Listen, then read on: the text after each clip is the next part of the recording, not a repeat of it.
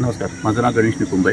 मी माझ्या दाजींकडे आलेलो, पण ते रात्री जे पार्क केली, पाऊस जेव्हा चालू होता, मी ते पार्क केले. रात्री 10 रात्रीच्या वेळेस काही टवळपर्यंत नाही, माझ्या गाडी पूर्ण सगळ्या काचा फोडलेले आणि माझी न्यू ग्राम ब्रँड आहे. आता कोणाला माझ्यापेक्षा दोष आहे, काही द्वेष निर्माण झाला पण या भागात सर तुमचीच नाही, अजून बाकीच्याही गाड्यांचे 5-6 जणांच्या काचा फोडलेले आहेत. आपण बाहेर गावून आलेले आहेत का? बाहेर गावून पाहुणे म्हणून आलेलो आहे, इथे कार्यक्रम होता म्हणून आपण आलेलो आहे. आणि रात्री तुम्हाला काही कोण टवळखोर पोरं फिरत असतील, पण हे चुकीचं आहे. आज माझ्यावर घडलं तसं दुसऱ्यावर कोणी घडलं आणि कोणाला इजा झाली, आपण गाडीचं पण घेऊ शकतो, कोणाला दुसरी इजा झाली तर जीवानिशी जाते. या संदर्भात पोलीस स्टेशनला आपण पोलीस स्टेशनला कंप्लेंट केली, एनसी नोंद दिली. काही पोलीस आले पण होते सर्वे करायला. पण मला पोलीस प्रशासन हे सांगायचं की तुम्ही रात्रीचे गस्त वाढवा, नाही तर कोणीतरी असं पोलीस किंवा एखादी जीप अशी सायलेंट म्हणून ठेवून द्या की जेणेकरून कुठल्या पब्लिकला त्रास होणार नाही.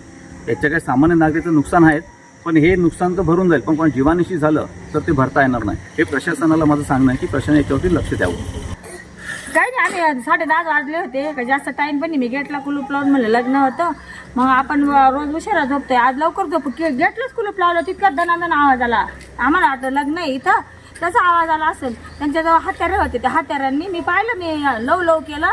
मग त्यांची आमची एक कास ठाळली. मग खरे बाबाचे 3 पोरं होते त्यांच्या गाडीला जातात, इथून फोडले. आणि हा पळत सुटला, गेट कुठून पळत सुटला तर पुढे गेला, तर पुढच्या गाड्यांचे काच फोडत होते त्यांनी. असे जंगलात पळाले ते. किती जण होते? 7-8 जण होते. बरं, त्यांच्या हातामध्ये काय होतं? त्यांचे कोयते होते ना, मोठे मोठे कोयते होते त्यांच्या हातात. आम्ही बाहेर पण निघत नाही, माहिती दिवसा सुद्धा बाहेर निघायला भीती वाटते आम्हाला.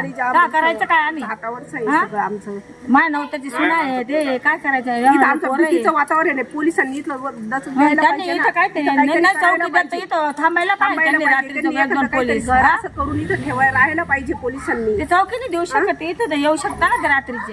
रात्री 10:30च्या दरम्यान आम्ही घरामध्ये जेवण करून बसलो असताना अज्ञात 7-8 व्यक्तींनी आमच्या कोयते तलवारी घेऊन आमच्या इथल्या 2 गाड्यांवर हल्ला केला.